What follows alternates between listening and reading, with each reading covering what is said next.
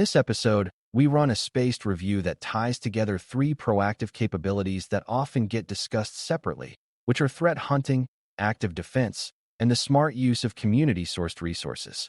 The reason these belong together is that they form a learning loop. Hunting asks focused questions about whether attacker behavior may be present. Active defense changes the environment, so those behaviors become easier to see and harder to perform quietly. And community knowledge helps you move faster by borrowing patterns and lessons that many defenders have already tested.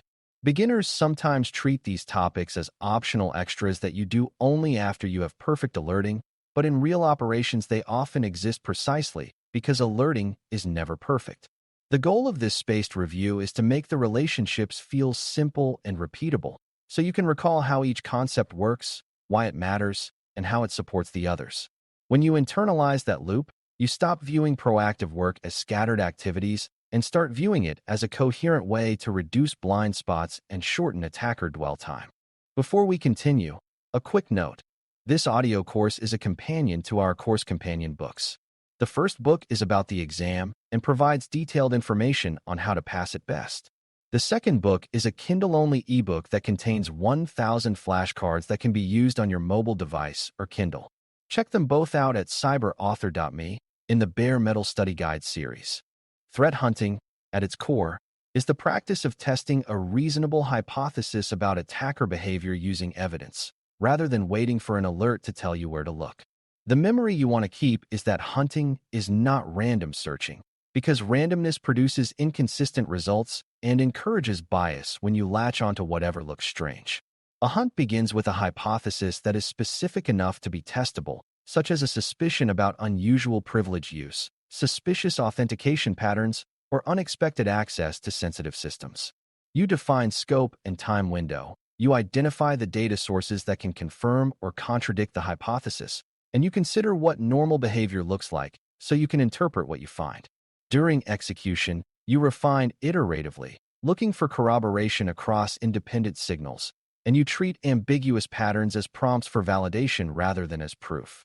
A defensible conclusion is one you can explain, including what evidence supports it, what evidence contradicts it, and what uncertainties remain. That structure is the antidote to guesswork, and it is why hunting is a disciplined process rather than an adventurous activity. A quick spaced review way to remember hunting is to link it to the question, evidence, and conclusion chain. The question is your hypothesis, which should be tied to behavior and risk rather than to vague worry.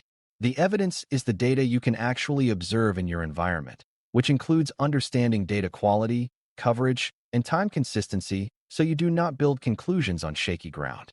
The conclusion is what the evidence supports, which can include that the hypothesis is supported, partially supported, or not supported in the observed window. The chain is only as strong as the weakest part, and beginners often break the chain by using a weak hypothesis, using incomplete data, or overclaiming at the end. When you keep the chain intact, hunting becomes repeatable and defensible. This is also the point where hunting connects to improvement, because any break in the chain is a clue about what needs to change in telemetry, baselines, or analytic approach. Hunting is therefore both a detection activity and a diagnostic activity for your overall capability. The more you practice this chain, the more automatic it becomes. Active defense is the companion to hunting, and the spaced review idea to remember is visibility and adversary friction applied inside your own environment. Visibility means you ensure the important signals exist, are consistent, and can be used when you need them, especially around critical identities, high-value assets, and high-risk changes. Adversary friction means you make common attacker moves slower and louder by narrowing access paths, reducing unnecessary connectivity, and controlling how privileges are used. The misconception to avoid is that active defense is hacking back, because the practical meaning is improving your own internal conditions so attackers have fewer stealthy options. When you increase visibility, your hunts become easier because you can actually test hypotheses with strong evidence. When you increase friction, attacker behaviors are forced into narrower, more detectable patterns, which improves alert quality and reduces ambiguity. Active defense, therefore, makes both proactive and reactive work more effective by shaping the environment toward clarity. The mental picture is that you are improving lighting and locking doors in a way that makes intruders easier to notice and harder to move freely.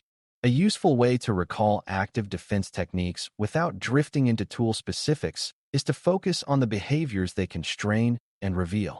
Privileged access control increases friction because attackers cannot easily turn a foothold into full control, and it increases visibility because privileged actions become more distinct and observable. Identity-focused monitoring increases visibility around authentication patterns, and targeted restrictions increase friction by limiting where and how sensitive accounts can operate.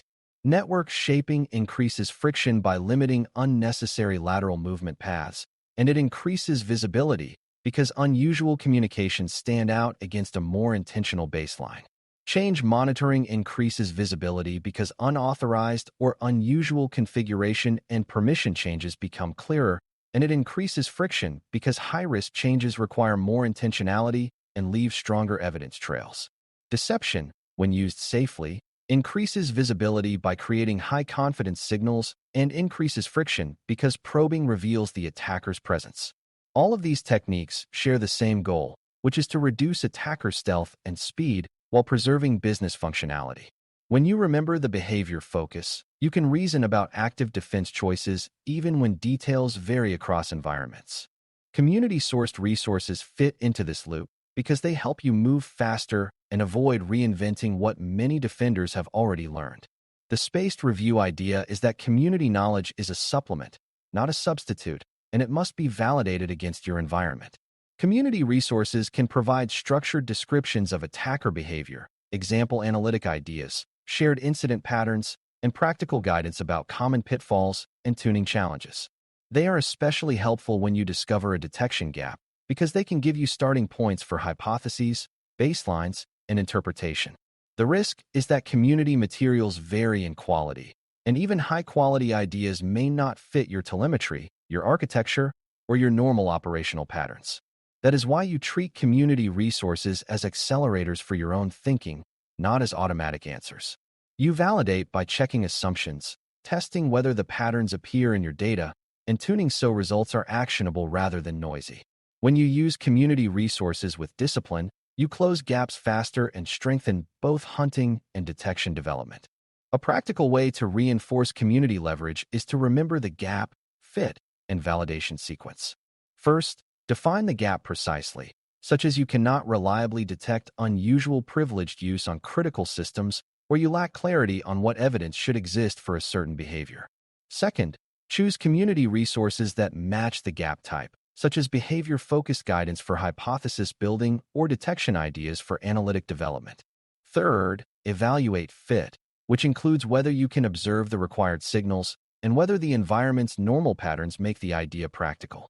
Fourth, validate through testing and careful interpretation, and then decide whether to operationalize the idea as a detection, a hunt playbook, or a data collection improvement. This sequence keeps community use from becoming blind adoption, which can create noise and false confidence. It also ensures that community knowledge becomes defensible inside your program, because you can explain what you adopted, why it fits, and how you confirmed it works. Over time, this process turns community resources into a reliable pipeline for improvement rather than a pile of random tips. Another key connection to reinforce is that hunting results should feed both active defense and community-informed improvements. When a hunt finds suspicious behavior, that can become a detection signal, but it can also reveal where friction is too low, such as overly broad privileges or overly permissive pathways. When a hunt finds nothing, it can still reveal gaps in visibility, such as missing signals needed to confidently disprove the hypothesis. Those gaps are opportunities for active defense, because improving telemetry and narrowing pathways are active defense actions that increase both detection capability and clarity. Community resources can help here by offering ideas for what signals are most useful, what behaviors matter most, and how other defenders have improved visibility in similar situations. This is how the loop becomes self-reinforcing. Hunts reveal what is missing, active defense fixes what is missing, and community knowledge speeds up the cycle by providing tested patterns. The result is that proactive work becomes more efficient over time rather than more exhausting. For beginners, This is the maturation story you want to remember because it explains why proactive capability grows with practice instead of staying stuck. It is also important to reinforce what defensible conclusions look like in this proactive context, because hunting and community adoption can both suffer from overclaiming. A defensible conclusion is specific about what evidence supports it, what the observed scope and time window were, and what limitations exist due to data quality or coverage. It avoids claiming certainty that the evidence does not justify, and it clearly distinguishes between confirmed findings and plausible hypotheses. When you build detections from these conclusions, you preserve that humility by tuning and scoping appropriately, rather than deploying broad signals that generate constant noise. When you apply active defense changes, you verify they improved visibility or reduced ambiguity, rather than assuming improvement because a change was made. Defensibility matters because proactive work influences important decisions, and credibility is fragile in operations. If proactive signals are consistently noisy or unsupported, teams stop trusting them, and the whole program suffers. By keeping conclusions and improvements evidence-based, you maintain trust and make proactive work sustainable. Finally, a spaced review reminder that ties everything together is that proactive capability is about reducing uncertainty before emergencies, not about achieving perfect security. Hunting reduces uncertainty by testing hypotheses and exposing blind spots. Active defense reduces uncertainty by making critical behaviors more observable and less easy to hide. And community resources reduce uncertainty by sharing what others have learned about common attacker behaviors and detection patterns. None of these eliminates risk completely, and none should be treated as a guarantee. Instead, they shift probability and time in your favor, so threats are found earlier, investigated with better evidence, and constrained with less disruption. The exam expects you to understand this practical orientation because it reflects how real operations manage imperfect information. When you recall the loop and the principles, you can reason through questions about proactive detection without needing tool-specific memorization. That reasoning is what produces strong answers and strong operational decisions. In closing, this spaced review reinforces that threat hunting, active defense, and community resource leverage are three parts of one improvement cycle that strengthens proactive detection and analysis.